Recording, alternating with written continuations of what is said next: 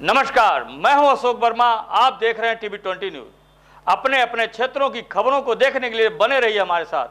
अब नजर करते हैं खबरों की तरफ। हाथरस से खबर है। उत्तर प्रदेश में नारायण साकार हरि के सत्संग के उपरांत असामाजिक तत्वों द्वारा करवाए गए उपद्रव के दौरान हुई मौतों के केस में आज सुप्रीम कोर्ट के वरिष्ठ अधिवक्ता डॉक्टर ईपी सिंह, बचाव पक्ष के वरिष्ठ वकील जिला एवं सत्र न्यायाधीश जिला न्यायालय हाथरस में पहुंचकर चार्ज पर पिछली तारीख से चल रही अपनी बहस किया। मानव मंगल मिलन सद्भावना समागम के पदाधिकारियों देवप्रकाश मधुकर व अन्य 10 आरोपियों की फिजिकल पेशी भी अदालत में हुई। विदित रहे मामले में चार्ज पर बहस के बाद सभी मुलाजिमों पर अफराद तय होंगे। मामले की जांच अभी त्रिस्तरीय सदस्यीय न्यायिक जांच आयोग सचिवालय विकास भवन लखनऊ उत्तर प्रदेश में लंबित है। मामले में हाथरस जिला न्यायालय से डॉक्टर एपी सिंह ने क्या कुछ कहा है, सुनिए। आज माननीय जिला न्यायालय हाथरस में तो मानव मंगल मिलन सद्भावना समागम का आयोजन में जो सोची समझी साजिश के तहत एक भगदड़ का संरचना की थी, उसमें सुनवाई थी।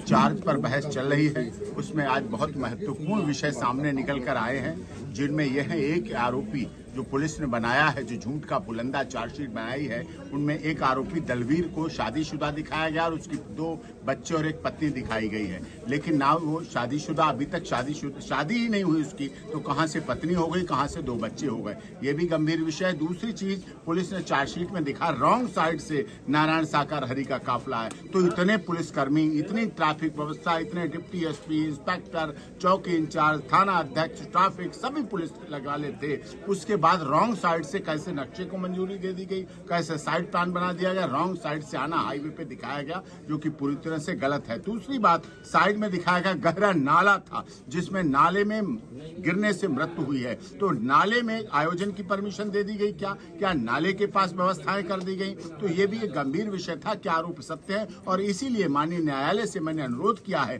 कि चार्ज पर आर्गूमेंट सुनने के दौरान ऑर्डर करने से पहले वो एक बार घटना स्थल का निरीक्षण करें, वहां मौके पर चलें, वहां इन्वेस्टिगेशन ऑफिसर भी होंगे, प्रोसिक्यूशन भी होगी, माननीय न्यायालय जज साहब भी होंगे, मैं भी होऊंगा, जिससे उस घटना स्थल पर देखा जा सके। तीसरी चीज उन्होंने रिकवरी में दिखाया 4 और 6 बिलात के इतने बड़े, मतलब छोटे से डंडों को दिखाया गया, लाठियां थी, लाठियां। तो ये मैं पहले से ही कह चुका हूं, जो मानव मंगल मिलन सद्भावना समागम के सेवादार है, उनके पास डंडा भी होता है, बैच भी होता है, गुलाबी रंग की ड्रेस होती है, आई कार्ड होता है, ड्यूटी आई कार्ड, और ड्रेस में सब सुरक्षा व्यवस्था, कानून व्यवस्थाएं करने के लिए सेवादार के रूप में काम करते हैं। महिला हो पुरुष हो, महिलाएं के लिए साड़ी है, सलवार सूट है, पुरुष के लिए पैंट शर्ट बाध्यता है। उसके आधार पर, ड्रेस कोड के आधार पर वो काम करते हैं, जिसको वो वेपन ऑफ ऑफेंस दिखा रहे हैं, वेपन ऑफ रिकवरी दिखा रहे हैं। तो इन सारे दारोमदार के आधार पर जो झूठ का पुलंदा चार्जशीट में बनाया गया है, उस पर बहस चल रही है। आगे भी बहस होगी।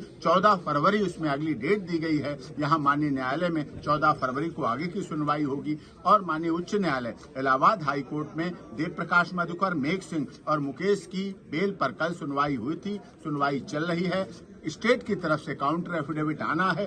कल कुंभ मेले में जिस तरह से व्यवस्था क्या और कोर्ट की प्रोसीडिंग बाधित हो रही है, जिसकी वजह से 4 और 5 दिन की छुट्टियां भी दी गई थी। नो एडवर्स का भी ऑर्डर पास किया गया था, इसकी वजह से वो नहीं हो पाया है। आगे फिर से उसमें आगे प्रोसेस होगा और देवप्रकाश मधुकर, मुकेश और मेघ सिंह की बेल पर जो कार्य हो रहा है वो लगभग हो चुका है और वो आगे प्रोसीड होके आगे हो जाएगा।